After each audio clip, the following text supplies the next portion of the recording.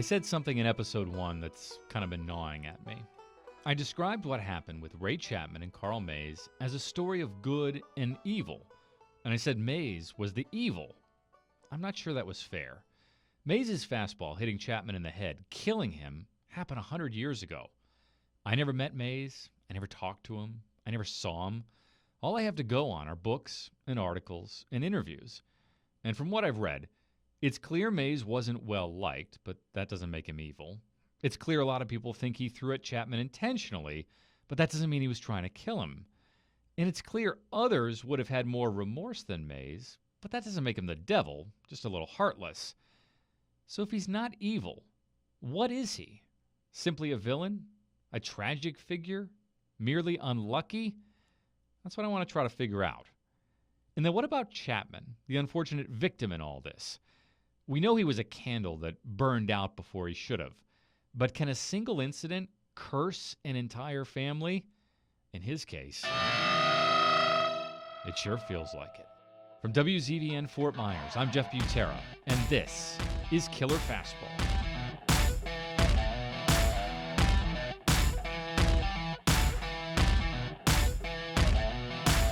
On 285 acres in East Cleveland, you can walk through the beauty of the present and talk to the past.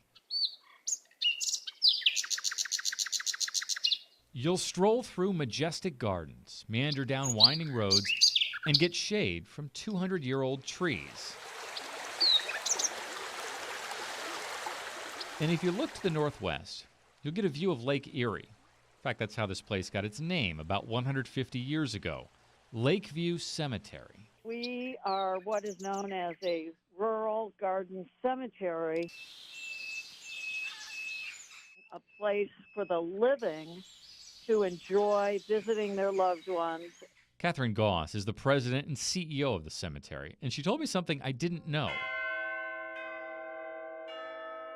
For much of our history, most cemeteries were what we call urban cemeteries. We would bury our dead in the back of a church.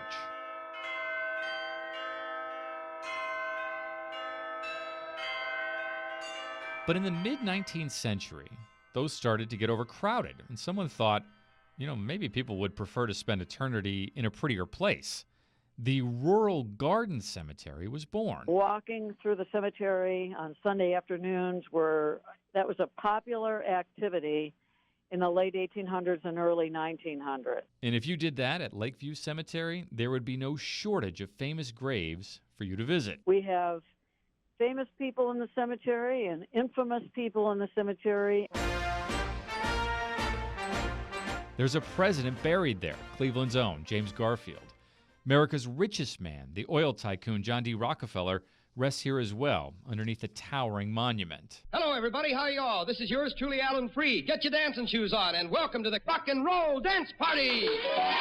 The man they call the founder of rock and roll, Alan Freed, was buried here when his song ended.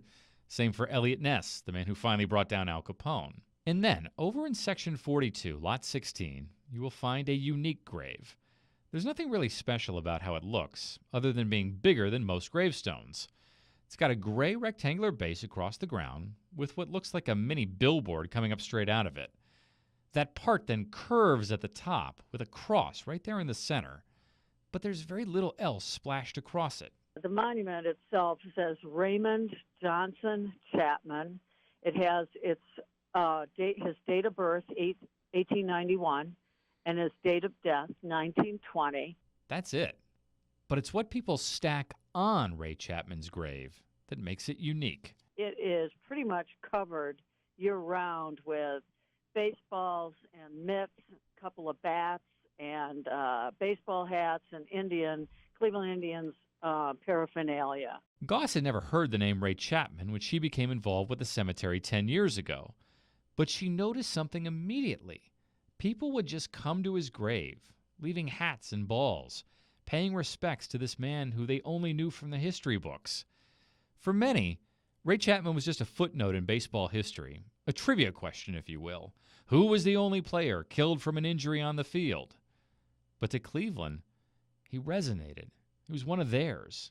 They claimed him, and they still do. Definitely opening day, opening week, there's a lot of extra traffic. But during the throughout the season, and dads and their little boys and girls come and pay respect and hear about his story. So his legend really lives on all the time here. But if you ever go to Lakeview Cemetery to see it for yourself, there's something you won't see too. There will be no gravestone nearby for Chapman's wife Katie, and there will be no gravestone nearby for Chapman's daughter Ray Marie, although neither lived much longer than he.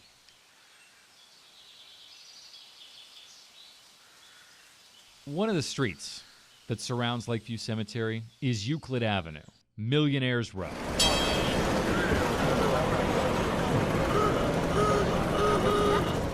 For Ray, it is the epicenter of what might have been. The house, the wife, the baby, the business world he just married into. He was going to get a job. They were going to live happily ever after. They were building a house, which still stands right outside the cemetery. Those dreams died when Ray died. His daughter Ray Marie was born the following February, but her mother could only tell her stories of the father she was named after because he wasn't there. And honestly, it just seems like the specter of his death hung over that family like a dark, ominous cloud.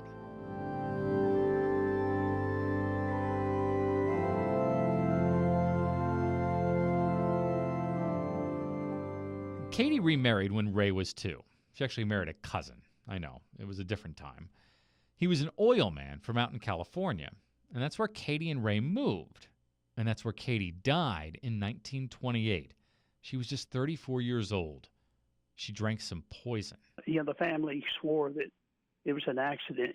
She thought she had gotten some medicine or something. Mike Sowell, who wrote the book The Pitch That Killed, said Katie's family told everyone it was just a mix-up. She thought she was drinking medicine, downed some cleaning fluid instead. A simple mistake. But the coroner's report listed suicide as the cause of death. And the Cleveland newspapers noted Katie had recently been hospitalized for a nervous breakdown. After her mom's death, little Ray Marie wound up back in Ohio. She was living with Katie's parents. But in 1929, they shipped her off to Florida because of a measles outbreak in Cleveland. And that's where the little girl said something harrowing to her nurse. I talked to my mother last night, and she said, I'll be joining her soon. And the woman said, oh, do you mean your grandmother, Daly? And she said, no, my mother. I talk to her a lot.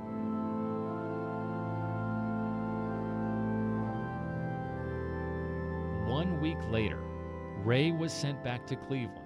She got the measles and died. She was 8 years old. Dan Daly told me, when he told me that story, he said, it was kind of like the family's ghost story.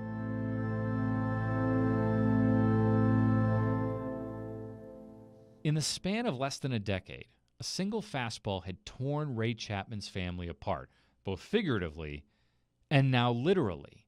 Katie and Ray Marie are not buried next to Ray because they're at nearby Cavalry Cemetery. It's Catholic. Ray and Katie rest 4 miles from each other, apart forever. So here's one thing I always assumed. After Ray Chapman got hit in the head by a pitch and died from it, I figured Major League Baseball had to say, we got to do something here. We can't let our players go up to bat without any kind of protection for their head. This can't happen again. A lot of people say, well, that Chapman's beating led, that fatal beating led to players using batting helmets or some kind of protective gear. But it really didn't. The following spring, the Indians tried helmets, but they were leather ones, very similar to what football players wore back then, and the players didn't like them, so they didn't catch on. As sports uniform guru Paul Lucas points out, the idea simply faded away. The general storyline you hear is, there was Ray Chapman, and then Branch Rickey decided he was going to have the Pirates wear helmets and that kind of thing. And you don't really hear a lot of what went on in between. Branch Rickey required his team's batters wear helmets starting in the early 1950s. By the late 50s, all of Major League Baseball was requiring them. But other than some experimental contraptions in the 30 years prior, there wasn't a strong enough push to protect these players from what happened to Chapman happening again. It's easy to look back from our vantage point and say, like, what took them so long? Just like I suppose you could do the same thing and say, what took them so long to come up with seatbelts for cars, right? Things look obvious in hindsight. In hindsight, I hope the Indians fans savored that championship parade in 1920. They were hard to come by. They would only have one more, winning a World Series again in 1948, and nothing since then. Although team historian Jeremy Theodore will tell you they have had some great players and some good teams along the way. I think the general baseball fan of Cleveland would know about the 90s. They would know about Bob Feller, Larry Doby, Frank Robinson, and they'd also know about Ray Chapman because, again, it's such a piece of history that kind of, again, not to downplay. I mean, it's become a piece of trivia. But I got to tell you, Chapman deserves more than just being a piece of trivia. He was a great player who should be remembered for more than what happened on one pitch during his career. He was a great guy who came from a working-class family in Kentucky and was about to live on the ritziest street in all of Cleveland. And he was a man that you just get this feeling. The 30 or 40 years Mays' fastball stole from him, they could have been something meaningful. He deserves more than being a footnote, a piece of trivia, which is one of the reasons I launched this podcast and one of the reasons Mike Sal wrote his book. I think it's great that Ray Chapman is getting all this attention, and with the 100th anniversary, he's kind of, his memory is being revived because he was a great player, and to me, this was an incident in baseball history that should not have been overlooked. And in baseball history, maybe it was a little bit overlooked. But with Carl Mays, it was the only thing people ever wanted to look at. The price Ray Chapman paid for that single hit by a pitch was his life. He was dead hours later. Carl Mays lived 50 more years, but the price he paid, he could never sever his ties to that one moment. Carl Mays also was a victim of that pitch because while Ray Chapman lost his life, Mays has been forever branded and associated with that. He'll be linked to Chapman and that pitch for eternity. The proof of that is right there in his obituary, written in 1971 when he died. Mike Sal can read you the very first sentence. Carl Mays, who threw a pitch that killed Cleveland batter Ray Chapman, died yesterday. Mays, Chapman, the pitch, together, forever. They say no one would want to be judged by the worst day of their life. Mays always has been. Even to the end, Carl Mays could not escape that. He would live those last 50 years of his life, mostly in Oregon, played 7 more seasons after the Chapman beating, finished his career with some of the best stats of any pitcher in history to that point. They were Hall of Fame type numbers. And when the sports writers came around to vote for Hall of Fame and Carl Mays' name came up on the ballot, nobody mentioned the beating. Everybody talked about the fact that he had this black mark for supposedly throwing a couple of World Series. That supposedly is what kept him out of the Hall of Fame. Yeah, there were rumors that Mays had purposely lost a game or two in the 1921 World Series. Never proven, but that was the story about what kept him out of Cooperstown. Honestly, though, it could not have helped that writers who voted on that sort of thing couldn't stand him. F.C. Lane from Baseball Magazine once called Mays, quote, a strange, cynical figure who aroused more ill will, more positive resentment than any ball player on record. Mays just chalked it up to this, quote, nobody ever remembers anything about me except one thing, that a pitch I threw caused a man to die. Mays never came close to the Hall of Fame, and it was not his only setback in life. The tremendous crowds which you see gathered outside the stock exchange are due to the greatest crash in the history of the New York Stock Exchange in market prices. In 1929, he lost his life savings, $175,000, when the market crashed. 5 years later, he lost his wife, too. Freddie died from an eye infection.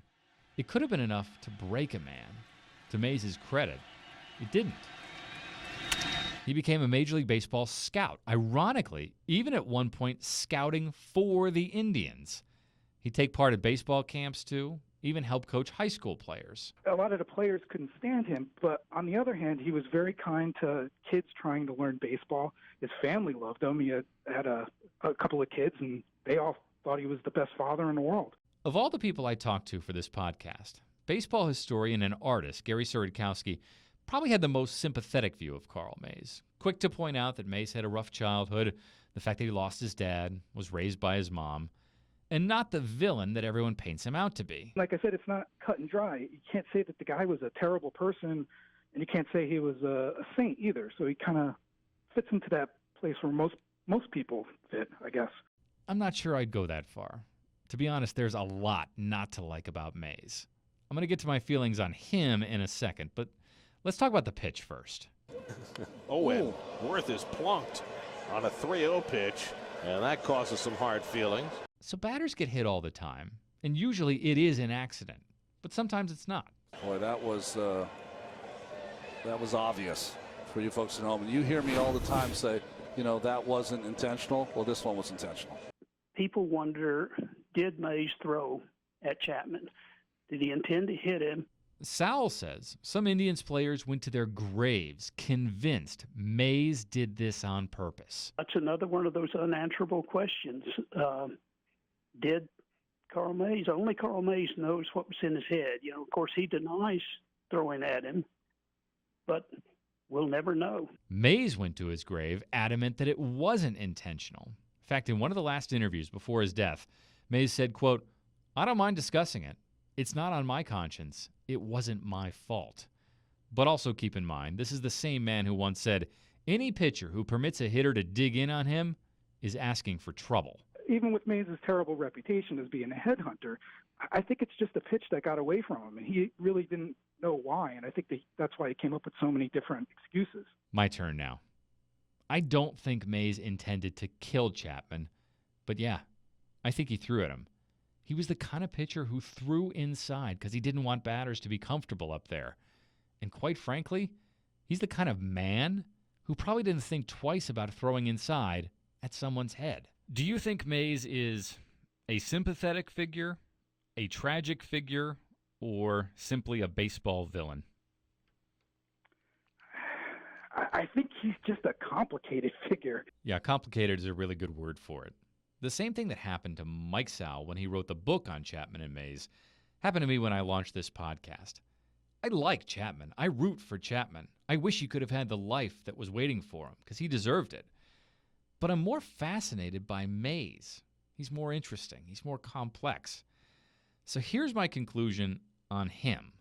Of all the pitchers in the game back then, there is probably none worse to have this happen to than Carl Mays, a guy who had a reputation for throwing at people, a reputation for being disliked by his own teammates, a reputation for being hated by fans, umpires, and reporters. No one was going to give him the benefit of the doubt about his motives. I mean, it's 100 years later, and I don't. But of all the players in the game back then, maybe there were none better built to deal with what happened than Carl Mays. This was a guy who had already endured a rough childhood, already endured the realization he was not well liked, already endured the fact that he would never be popular.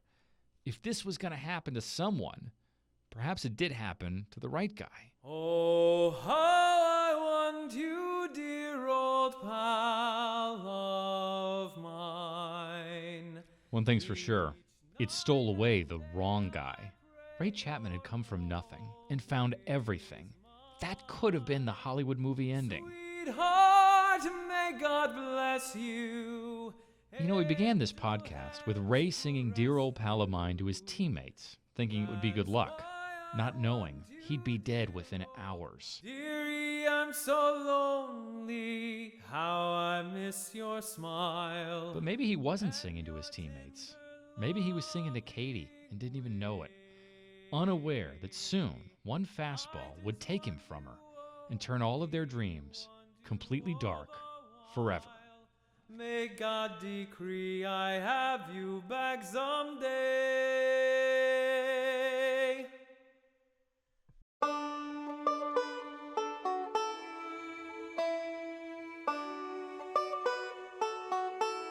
Killer Fastball comes to you from Waterman Broadcasting in Fort Myers, Florida.